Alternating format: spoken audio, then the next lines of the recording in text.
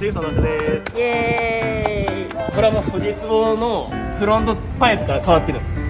すごい。またまたカスタムされたスイフトで。じゃあ、オーナーさん、今日納車来てくれたんで、はい。ちょっと登場してもらってやってます。あれに帰れそうですかね。そうですね、まあ久しぶりのミッションなんで、ああ、みたいですね。